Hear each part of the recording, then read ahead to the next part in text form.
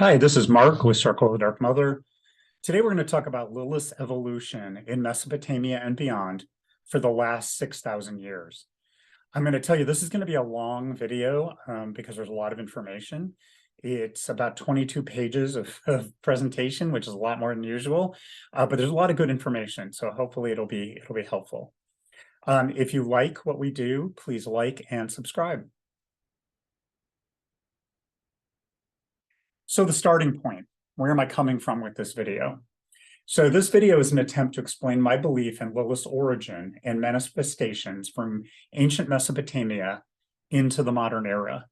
I've read and studied many sources from scholarly to occult works. I have a master's in theology and study scholarly works on a regular basis. As you will see, the journey to find Lilith's past is difficult. We are trying to trace 6,000 years of history, 4,000 of which was in Mesopotamia. She likely existed even further back in a primordial form, but we have no way to trace that. I have no issues with her name changing from culture to culture. That happens regularly, and we'll talk a little bit about that. I honor her in all her names, and there are far more than in this video. I've been a devotee of Lilith for 22 years and have worked with her through ritual, meditation, and study the entire time. As I say in my books, you can disagree with any of my assertions. I completely believe everyone should come to their own conclusions, and I will completely defend anyone's right to disagree with me. However, we may have to agree to disagree because I have my beliefs based on my study and my gnosis and my meditation and experience with her. If you feel something different, that's great, and that's your experience, and I will defend that. It doesn't make you wrong, it just makes it different. So if you look at the diagram on the left, it shows the history of Mesopotamia versus the Greco-Roman cultures. And I wanted to show that because we think of Greco-Roman culture as ancient, and it is, but Mesopotamian history is even more ancient. So before we discuss Lilith's history, we have to discuss how ancient Mesopotamian culture is. The only other cultures that existed as early and as long were in China and Egypt. There are also, of course, tribes in Africa and different areas in Africa that are probably as old as well, but we don't have as many written records. The Sumerian period starts just after 4,500 BCE, but writing does not begin in cuneiform on clay tablets until around 3,400 BC.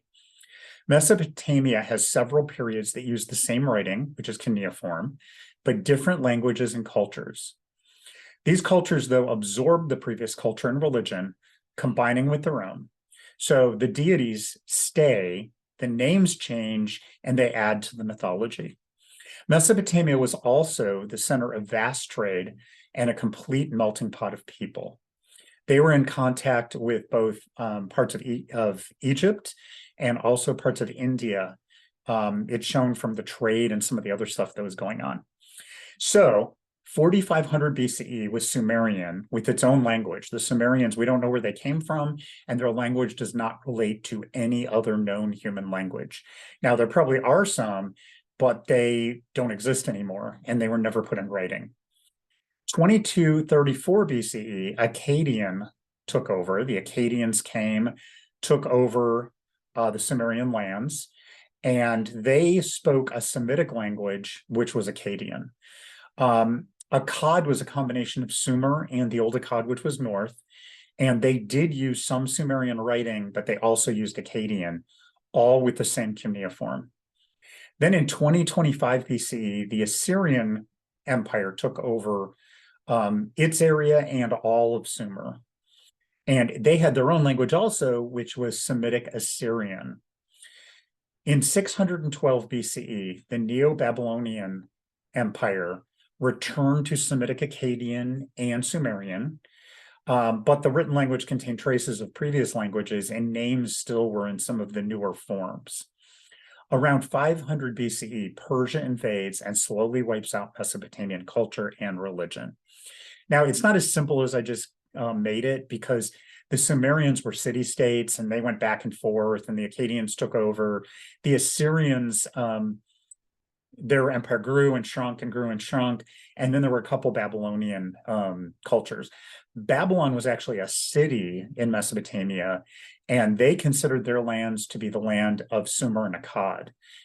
We call it Babylonian because that was the ruling capital and that was the culture. When you compare that to Greco-Roman, you can see that there was a early culture called the Cycladic, and then the Minoans, what we've heard of, start around 2500 BCE. The Mycenaeans are around 1700 BCE. Linear B writing, which was pre-Greek, didn't happen until about 1300. The Trojan War was soon after that, the Greek Dark Ages, the Etruscans in Italy, Rome was founded, and the classical period and Hellenistic periods, which are what we think of as ancient Greece, happened around 600 BCE to about 400 BCE. And then the last thing I have on there is the Orphic hymns were recorded in 500 CE, and the Roman Empire continues. So if you look at this, Minoans were a very ancient culture, but the Sumerians had already been going for 2,000 years. It's totally mind-boggling how long this culture lasted. So historical issues with working with any culture and any religion. It's impossible to trace a deity prior to written language. We can only make assumptions based on what art and symbols we find, but these are never definitive. As we can see in other cultures, deities' names, images, and mythology change over time based on the culture and the language. This can be really confusing. For example, the Indo-Europeans, which were in parts of India and all across Europe, probably starting around what we now call Ukraine, had a Proto-European language, which we don't know what it was exactly, but they've traced it back by looking at all of the languages in the Indo-European family and coming back to an early form of it. It's not perfect, but it's probably close. I cannot pronounce the Proto-Indo-European, but it means Sky Father. This then becomes Daios Pita in Sanskrit, Dagda in the Celtic myths, Zeus in Greek, Jupiter in Rome, and Odin and Thor sort of split the duties in Norse mythology. Even Zeus is known under several names: Olympios, as the Olympian Zeus, Asclepius, literally the lightninger, Vrontius, the thunderer, and Cassius, the Zeus of Mount Cassius in Syria. Because Mesopotamian culture is no longer living, everything we do is reconstructionist. The same can be said for many other religions, because no one's really practicing or wasn't practicing the ancient forms of Greek and Roman religion, but there were people who could speak forms of the language. There were also more extensive records because they happened more recently. If anything was recorded in Mesopotamia on either paper or any kind of hide, it would have disintegrated. We have no idea. All we have is the clay tablets that have been found. Sumerian spiritual entities. In Sumerian religion, there are gods, goddesses, spirits, and demons. Gods and goddesses are born into their role based on being descended from the original first pair, known as Anu and Namu. Gods always follow the laws of order, and even though they may do harmful things, they are considered benevolent. Spirits are any non-physical, non-deity beings. Demons are either gods or spirits who break with the laws of order and are considered malevolent. These beings are usually associated with destruction, sickness, death, lust, and chaos. It is possible for a god or goddess to also be a demon. Sumerian language is written in cuneiform on clay tablets. The written language is composed of syllables instead of letters. So instead of A, B, C, they have whole syllables. For instance, the Sumerian word dim-mer-ar means gods and or goddesses. Dim-me-er means God, and dim-me-er means goddess. So dim-me has to do with divinity. The R, when it's just an R, can be either a god or goddess. The IR is a god, and the ER is a goddess. There are some early Lilith-like beings that I want to talk about first. So the Lilin and Lilu. Lilin were female and the Lilu male, and they're wind demons associated with the desert. These demons would come at night as a succubus or incubus to seduce their prey. They are mentioned in several incantations on cuneiform tablets throughout Mesopotamian history. However, they were not always non-corporeal, as Gilgamesh's father was listed as a Lilu and ruler in the king list of Sumeria. So even though he was a Lilu demon, he was also a physical being that ruled supposedly in Sumeria. Ardat Lili, whose Sumerian name is Xililil Lila. Ardat Lili's name in Sumerian means handmaiden of Lila, possibly a reference to Lilitu, as Lila may be another form of her name. So it could be that Ardat Lili is the handmaiden of Lilitu. Ardat Lili was said to enter through a window and was considered a spirit and demon of prostitution. She seems to be a more specific manifestation of the Lilin, meaning the Lilin are a group of beings where Ardat Lili seems to have been one or a handful of beings that had more of a particular personality. There's also a goddess demon named Lamashtu, used to be called Labartu, but they realized that they were pronouncing it wrong. It's actually Lamashtu. You may have heard of her because she's pretty well known. The Sumerian name dim.me, with nothing after it, has been translated to Labartu, or more commonly in recent history as Lamashtu. In myths, she menaced women during childbirth, and if possible, kidnapped their children while they were breastfeeding. She would gnaw on their bones and suck their blood. Lamashtu is depicted as a mythological hybrid with a hairy body, a lioness's head, with donkey teeth and ears, long fingers and fingernails, and the feet of a bird with sharp talons. In some texts, she is the daughter of the Sumerian sky god Anu, and in others, the Sumerian air god Enlil. Because of her parentage, she is a goddess and by her actions, a demon.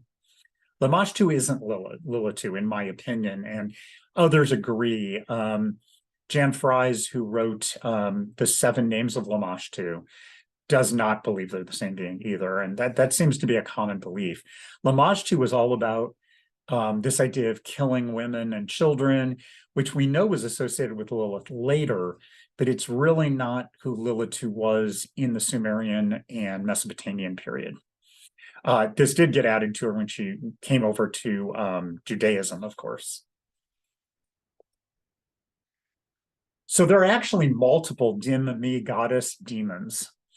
The Sumerian god list, which is called Anu Anum, is a cuneiform list from the Assyrian period that lists all deities with their Sumerian and Assyrian names. This full list is difficult to get. You can go on the internet, you can usually find a summary or maybe a couple pages of it for free, but a lot of sites want to charge you, and a lot of them are at least $250 for the full thing. There are a couple of universities, though, that have a full list for free.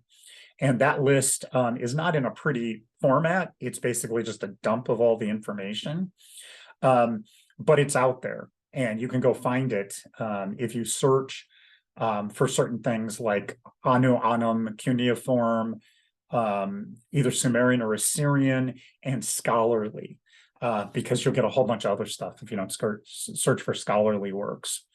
Remember that we talked about the dim-me-ar is gods and goddesses. Dim-me-ir is gods, and dim-me-er is goddesses. 3 of these names are found together in a number of incantation scripts, as well as in An Anum. Dim.me being Lamashtu, she who erases. Dim-me-a, Labasu, she who comes at night. And Dim-me-kur, Akkakazu, she who seizes. These 3 goddesses are sometimes thought to be sisters. Sometimes they're thought just to be, demons that hung out together. The interesting thing is there are not that many beings named Dim-me. They are referred as Dim-me-ar, Dim-me-ir, Dim-me-er if they're talking about a group of them or a generic god or goddess. But the dim.me with another letter or nothing after it seems to always be a goddess who's also a demon. So these 3 are mentioned over and over again in incantations, and these incantations are either to curse or they're to protect somebody from these demonesses. In addition to this trio, there are two other goddess demons on the list with the form dim-mi. Dim-mi-gi is mentioned as Lilitu, and dim-mi-hab is Abizu. So this list only contains gods and goddesses. It is not spirits, but it does include demons. Now, demons that are gods or goddesses. Pazuzu is in this list because he is a god and a demon. But there's no one in here who's a spirit demon. They have to be deities. All of these are thought to either be the children of Anu or the children of Enlil. And again, it might be that all of these demis are sisters. So Lilitu. One cuneiform tablet has been translated to say, Inanna has sent the beautiful, unmarried, and seductive prostitute, Lilitu, out into the fields and streets in order to lead men astray. The word that's there for Lilitu is actually a different name. It's more of a title, but it has been translated as Lilitu because they believe this does fit her paradigm. Lilith or Lilitu has over 100 names and variations in myths ranging from ancient Sumeria to Jewish mysticism to tribal Malaysia and to myths from around the 3rd millennium. Lilitu has been translated as either meaning she who is in the wind or she who is in the air. Probably more likely she who is in the wind, because Lil, as part of Enlil or Ninlil, who are a god and goddess, their Lil means wind. Lilitu is mentioned in the Sumerian god list as dim-mi-gi, as we mentioned. Theories on her parentage are just like the others. It could be Anu or Enlil. And again, some scholars have theorized that all of the dim-mi goddess demons are sisters. The other one I wanted to talk about is Labasu of that group. Exorcism involving Labasu that is recorded says, I raise the torch, their images I burn, the images of the Tuku, Shedu, Iabasu, Itamu, of Labartu, Labasu, Akhakazu, and all evil that seizes men, tremble, melt, and dissolve. Your smoke rise to heaven, your limbs may be the sun god destroy. Your strength may Marduk, the chief exorciser, the son of Ea, restrain. So this is an exorcism where they are trying to cast them out. Utuku, Shedu, Ibisu, Etamu are probably types of demon, but when it says of Labartu, Labasu, Akakazu, those are actually specific goddess demons. As we said before, Labasu is mentioned in the Sumerian god list as dim-mi-a. Semitic texts mention Labasu in passages that also mention Lilitu as demons that came from Babylon. Since the god list was written during the Assyrian period, it is possible that Labasu could also be an aspect of Lilith. And the reason for this is, remember, her name meant she who comes at night. Let's talk about Lilith. Lilith's name in Sumerian is Ke-Sikil-Lil-Laki, and has been translated as the beautiful woman or the maiden of desolation. She has been also associated with owls. These translations may sound rather incongruous, the fact that it's beautiful woman or maiden of desolation sound very different. But we have to remember that long Sumerian names are just a bunch of syllables. And so how they're read is an interpretation of the translator. So this could be Lilith, it may not be Lilith, but I can talk to you about what I think of it. So far, the Epic of Gilgamesh is the only time that this name has been found in Sumerian texts. The myth details how the goddess Inanna, later to be known as Ishtar, wants to cut down a white willow tree and make furniture from it. The furniture would be a throne and a bed. And since she's the goddess of war and love, these would be holy items for her. Unfortunately, there's a problem. The tree has a snake that cannot be charmed in its roots, a zubir nesting in its branches, and Ke-Sikil-Lil-Laki is inhabiting its trunk.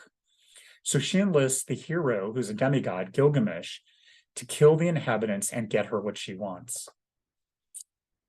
More on Lilith. So Gilgamesh manages to kill the snake, get the zubir to fly away, and then eventually causes Lilith to flee into the desert.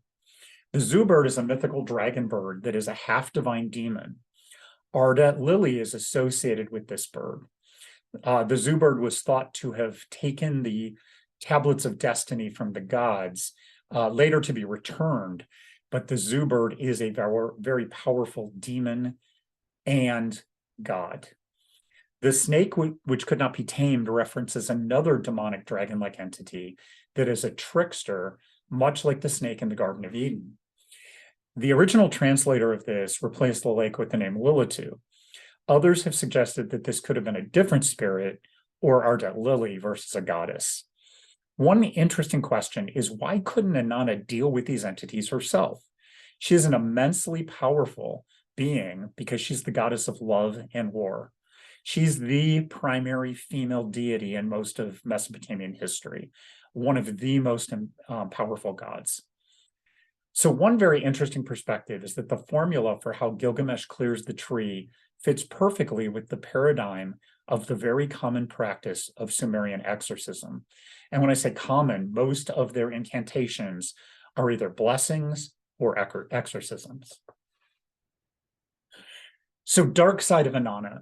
The fact that Inanna seemingly can't purge her own tree of the demonic entities, and that Gilgamesh appears to perform an exorcism, has created some speculation among researchers. One suggestion is that Lilith, or Lilitu, if they are the same being, is the dark side of Ishtar. This is much like Kali is the dark manifestation of Parvati in Vedic tradition. That doesn't mean that Lilitu and Ishtar would be the same being. It would be that one is a separate being personality, but then manifests from the other. That's how it works with Kali and Parvati. They're not the same being, but Parvati emanates Kali when she needs her. Whether Lilith is Lilitu or not, and whether she represents the dark side of the Sumerian goddess of love and war is unknown.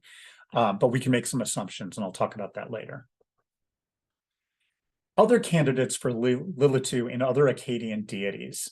The picture on the right is actually an item from a temple in, I believe, Assyria, and it is of Kalili. Kalili is an Acadian goddess and demon found throughout Mesopotamia. She does not have a Sumerian name because she starts in Akkad, not in Sumer, but she continues through the Assyrian period. She is said to be a messenger of Ishtar and is often depicted as or with an owl. She is called the woman in the window who rules over sex and night. Depictions of Kalili have been found in temples in the cities of Assur and Uruk. Assur is in Assyria and was their capital. Uruk is in Sumer, but continued through Sumer, Akkad, Assyria, and the Babylonian period. Another goddess, Lilitu, is a goddess and demon who was originated in Akkad as well.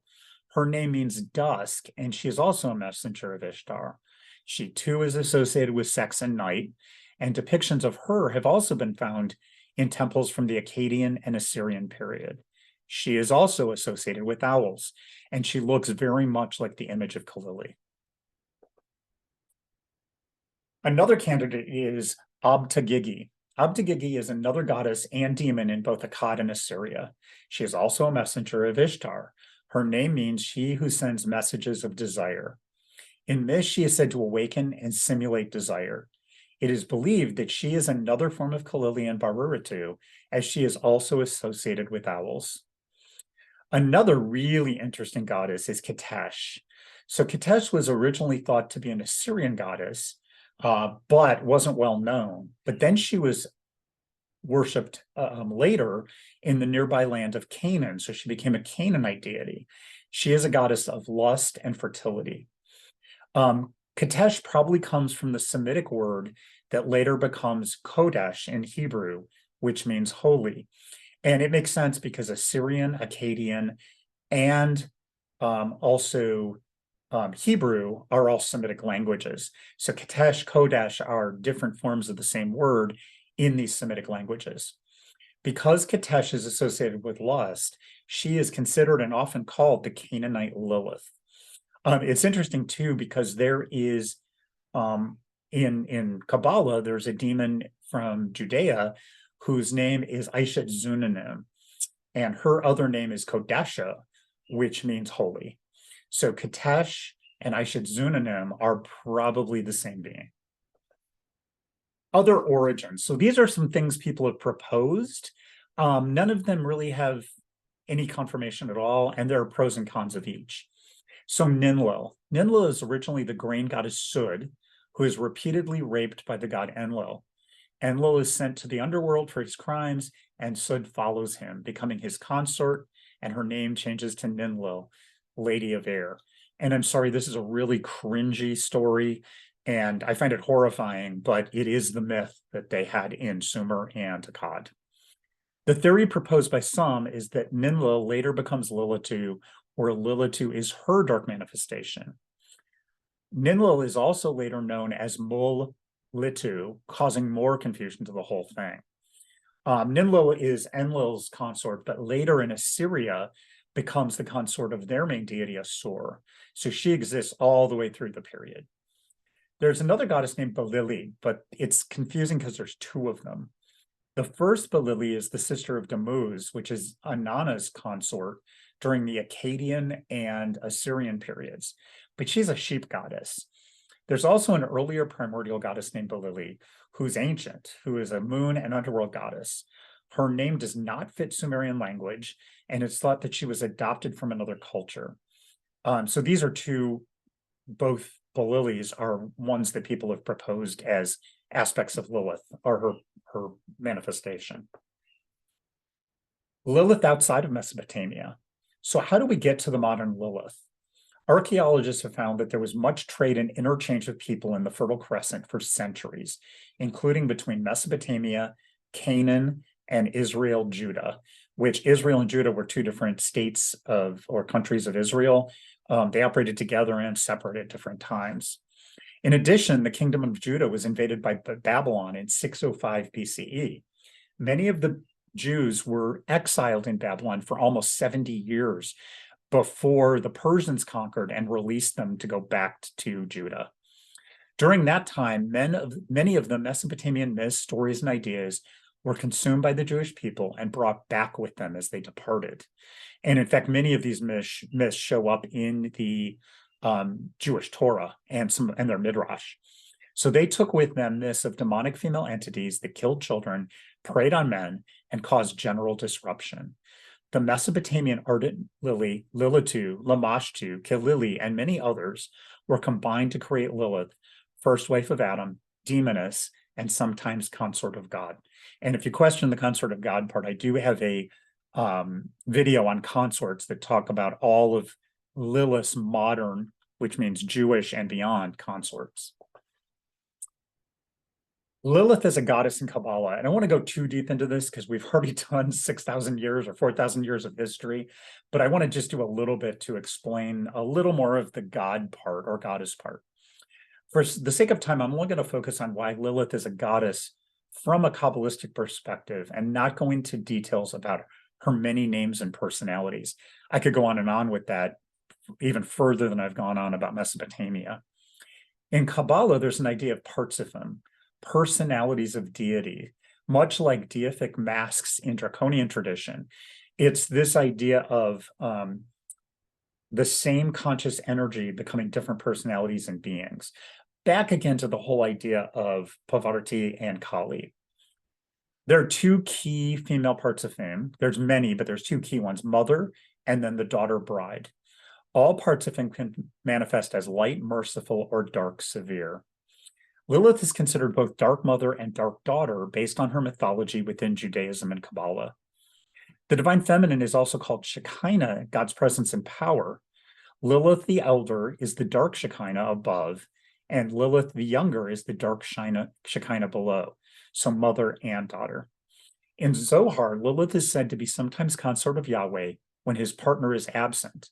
And Rabbi Isaac Luria, father of modern Kabbalah, states that Lilith is the perfect partner to Adam Kadmon, the primordial universe of total unity. The Jewish paradigm is monotheistic, at least now. It wasn't very, back centuries ago, but it did become monotheistic. So the parts of him are aspects of the Godhead. And for non-monotheistic Kabbalists like me, this means their deity. In addition, occultists consider Lilith the goddess of the Sitra Hara, which means the other side. So she is the goddess of the dark side of the tree. Thoughts and conclusions. Because Mesopotamian history is so long, encompasses so many cultures, and includes several languages, it's difficult to really pin down exactly where Lilith came from, and there are absolutely no linear path to follow. This shouldn't surprise us. Most deities morph and change through history, just as we discussed Zeus. In my opinion, who Lilith is not. I don't believe that, as I said, that Lilith and Lamashtu are the same being.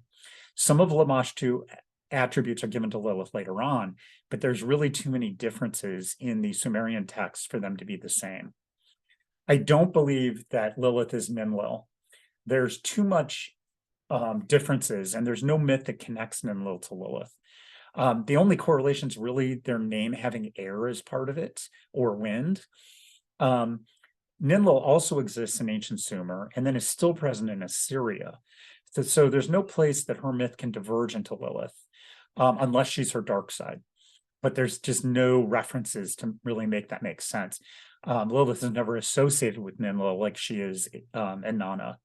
So I may be wrong, but until new information is found, I don't see a direct correlation. I also don't believe that Lilith is Dumuzi's sister Balili.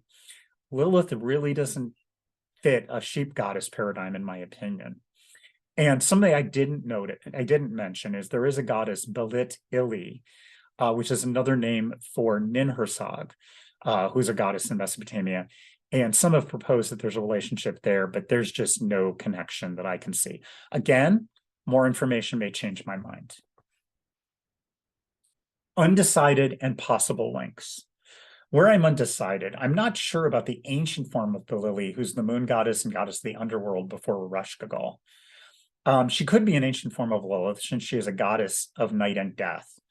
Her name being non-Sumerian may mean this goddess was part of the pre-Sumerian culture in Mesopotamia, but there's no information to come to any firm conclusion.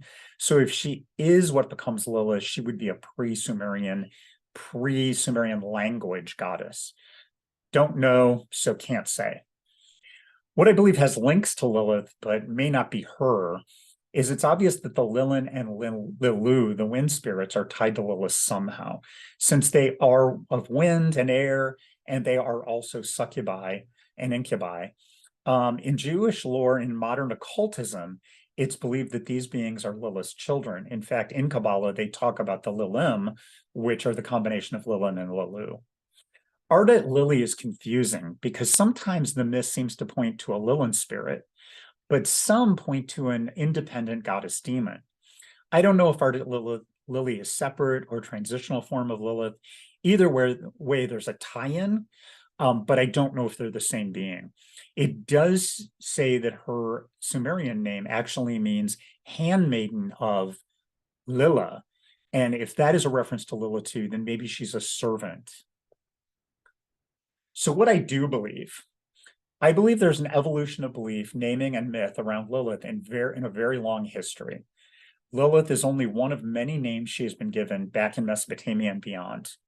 The Lilin and Lulu are related to Lilith either as her children or servants. The same is true of Ardat Lili, or alternately, she could be an aspect of the goddess, but probably more a servant or child. Lilith was a goddess demon in Sumeria named Dim-mi-gi, Lilitu. And I can prove that through the list of Sumerian deities, the Anu text that gives the list of all of them. It's also possible that Dimi-a Labasu is also an aspect of Lilith because her title of She Who Comes at Night tends toward this conclusion. She may not be, she may be a separate entity that's just similar, but she could be an aspect. Later aspects of Lilith, I believe, were called Kalili, Bariritu, Optagigi, Katesh, and the Lake. And I believe these are different manifestations or different ways of explaining the same entity. Lilith is associated with Inanna one way or another because there's a lot of references.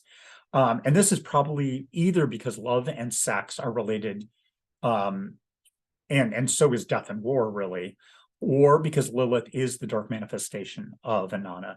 And I don't know. I do believe Lilith is a demon and a goddess, but I don't know how she's related to Inanna. It's unclear. Lilith rules over the night and lust, often represented by an owl. When the Jewish people left Babylon, they took Lilith with them, combined her with other dark entities, and wove her into their own myth. In the Kabbalah, Lilith is the dark Shekinah, the female aspect of God. Lilith is also everything that she is described as: a demon, a goddess, the first wife of Adam, and much, much more. And now when I say first wife of Adam, I don't believe that is a physical manifestation. I believe it's a myth cycle. But again, she is all of these beings. I also think she's us. And what I mean by that is she is this entity that has been cast aside. She's been demonized. She's been really disrespected. You think of the myths where she's turned into such a dark entity and hated.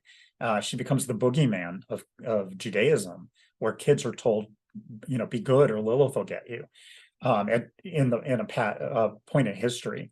So I think it's our story of feeling like we're not enough and then coming to a conclusion of who we are. As an aside, my next book, which is Empowering Lilith, Fueling the Lilith Within, is going to be all about Lilith in Mesopotamia, a little bit beyond that, but mostly her Mesopotamian origins, and then magic for the individual and magic for society.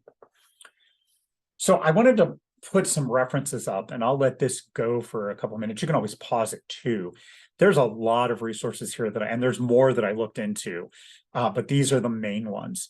I did a while ago go through 2 of the great courses. These are paid subscriptions to courses by PhD professors. They're multiple. I think the first one was 10 or 12 classes. The second one, I think, was 8. And they really go into the history and some of the religion of Mesopotamia. The Hebrew Goddess by Raphael Patai is really good. It mostly focuses on Jewish background, but it does have some little bits of stuff about Mesopotamia.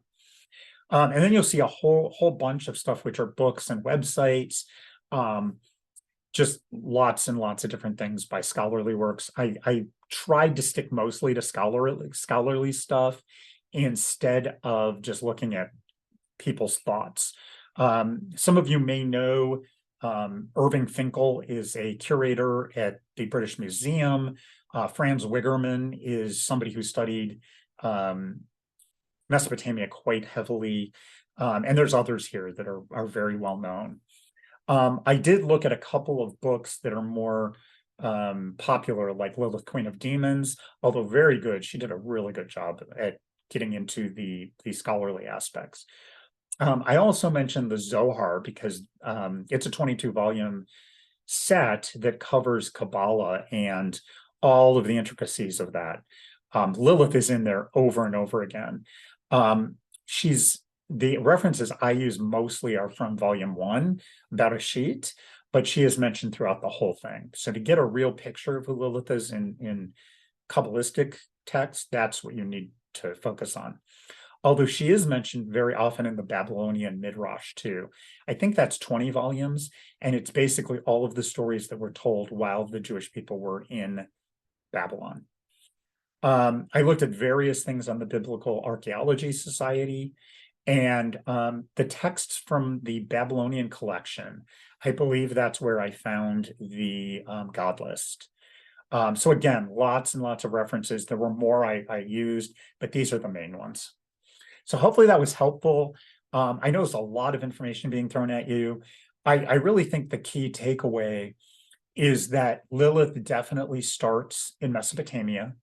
She starts in Sumer as Dim Mi Gi, as the end, which is a name for a goddess and a demon. She probably is a sister to the other demon goddesses. Her father is either Anu, the sky god, or Anu, the wind and air god. Oh, not Anu, I'm sorry, Enlil. She also is associated with owls. She's associated with sex and night. I believe that her name then became Lilitu in Assyria, probably something similar in Acadia, because are in Akkad, because Akkad language was Semitic like Assyria. I believe Balili may be an ancestor of hers. I think Hilili and Bararit are her in different manifestations, and some of the others. And I really do believe that the Lilin, Lilu, and Ardet Lily are somehow related to her as either children or servants. So it goes on, but a lot of good information, and really enjoyed doing the research on this. A lot of this is going in my book. Thank you. Hopefully you enjoyed it. Take care.